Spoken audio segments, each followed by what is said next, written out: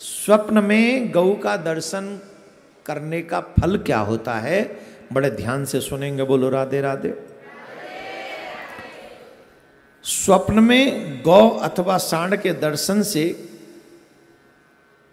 अगर हमें स्वप्न में गौ अथवा सांड दिखाई पड़े, दर्शन मात्र से हमें एक बात अवश्य समझनी चाहिए कि अब आने वाले समय में हमारा कल्याण होने वाला है।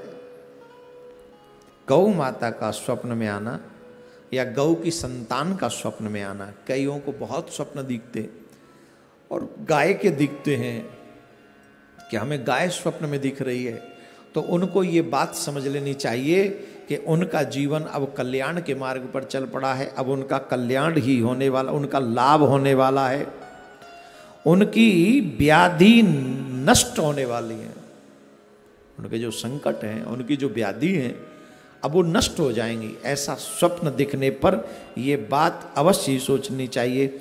इसी प्रकार स्वप्न में गौ के थन को चूसना, आपने देखा होगा कई बार हम हमारे ब्रज में तो एक कहावत है, थन कड़ो दूध है। आपने हमारे कन्हैया का एक चित्र देखा होगा, कैसा कि स्वयं कन्हैया गऊ के थन से मुख लगाकर दुग्ध पी रहे हैं, है ना। यहाँ उसी की चर्चा हो रही है कि अगर हमें कुछ ऐसा दिखे कि हम स्वप्न में गऊ के थन से दूध पी रहे हैं, उसका फल क्या है? उसका भी तो कोई फल होगा महाराज। एक तो हो गया, आपने पहले बता दिया।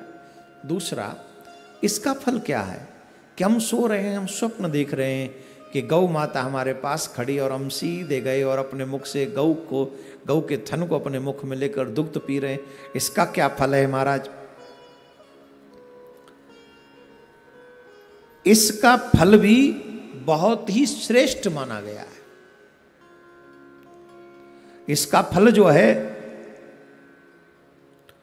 माना गया है कि जो व्यक्ति ऐसे अपने मुख से दुग्ध पी रहा है डायरेक्ट गौ के थन से, इसका मतलब है कि तुम्हारे जीवन में भोजन इत्यादि से संबंधित जो भी समस्याएं थीं वो अब समाप्त हो जाएंगी। अब वो समस्या नहीं रहेंगी।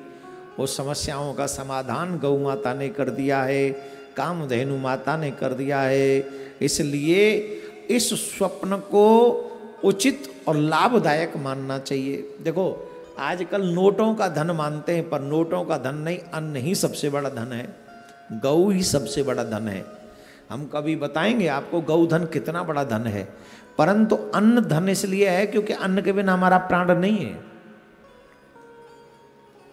इसलिए उसे, जिसने अपने मुख से थन का पान किया है गौ के, उसकी जो अन्न संबंधित समस्या हैं, भोजन संबंधित समस्या हैं, वो सब समाप्त हो जाएंगी। ऐसा उसको मानना चाहिए, बड़ा ही उत्तम माना गया है। इनमें से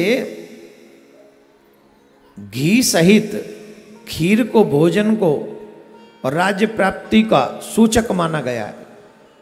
क्या माना गया? राज्य प्राप्ति का सूचक माना गया है। किस बात को? बोले इस बात को, स्वप्न में बैल अथवा सांड की सवारी करना। ध्यान से सुने, आपने अगर देखा हो कि हम कभी बैल के ऊपर, जैसे शंकर भगवान सवारी कर रहे हैं, अगर वैसे ही हम भी स्वप्न में ऐसी सवारी करते हुए दिखें कि हम बैल के ऊपर सवारी कर रहे हैं, बैल के ऊपर सवारी कर रहे हैं, अगर ये स्वप्न हमको दिखाई दे तो ये बड़ा शुभ माना गया है।